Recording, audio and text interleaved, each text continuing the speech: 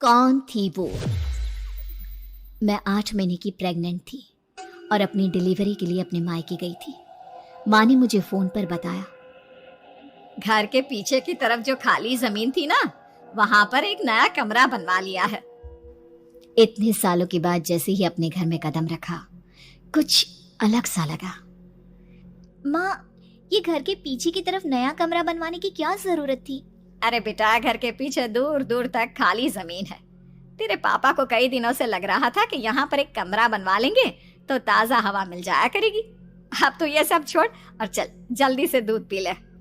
माँ, मैं थोड़ी देर में पी लूंगी, आप सो जाओ। मैंने दूध का गिलास उठाकर उस खिड़की में रख दिया। पता नहीं कब आंख लग गई।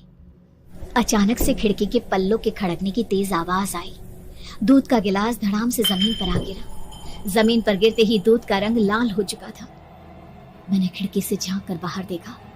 चारों तरफ धूप अंधेरा था। उस अंधेरे की तरफ से कुछ आवाजें आ रही थी, जैसे छोटे बच्चे आपस में खिलखिलाकर मस्ती कर रहे हो।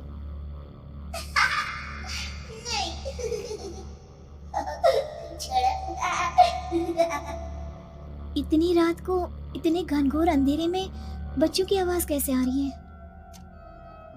घड़ी में वक्त देखा तो ठीक 12 बजे थे। देखकर मैं सन्न रह गई। बुरी आत्माओं और भूतों की कई कहानियां मैं सुन चुकी थी। वक्त भी कुछ ऐसा ही था। ऊपर से मैं प्रेग्नेंट। सुना था कि ऐसे वक्त में अक्सर बुरी आत्माएं औरतों का पीछा करती है, तो क्या मेरे पीछे भी? पसीने से तरबतर बड़ी मुश्किल से, जैसे कांपते हाथों से मैंने उस खिड़की को बंद किया। जल्दी से जल्दी उस कमरे से बाहर निकलकर माँ के पास जाने के बारे में सोचा, लेकिन जैसे ही दरवाजे की तरफ पलटी, लगा कोई साया हवा की स्पीड से दरवाजे के सामने से गुजर गया। मेरे गले में अटक कर रह गई। मैं जोर से चीख कर माँ को बुलाना चाहती थी, लेकिन वो आवाज खुद मेरे कानों तक नहीं पहुंच पा रही थी। तो माँ तक कैसे पहुंचती? खिड़की के पल्ले एक बार फिर तेज हवा के झोंके से धड़ाम करके खुल गया और पूरी ताकत से मैं चीख पड़ी। जानती थी मेरी चीख की आवाज सुनकर कुछ ही सेकंड में माँ वहां पहुंच जाएगी, लेकिन ऐसा कुछ हुआ ही नहीं। मेरा कलेजा डर के मारे फटा जा रहा था। आखिर माँ ने मेरी आवाज क्यों नहीं सुनी? इतनी गहरी नींद में तो माँ कभी नहीं सोती।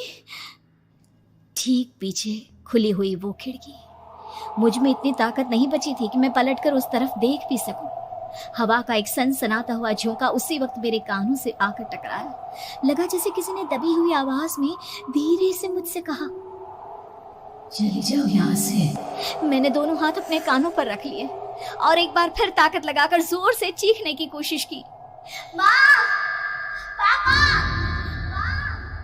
मेरी आवाज उस कमरे की दीवारों से टकराकर वापस मुझे ही सुनाई दे रही थी।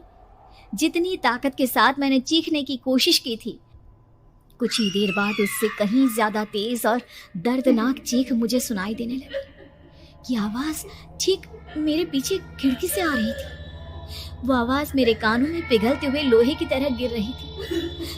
उन आवाजों में हैवानियत थी। वो आवाजें किसी इंसान की नहीं है, इतना मैं समझ चुकी थी।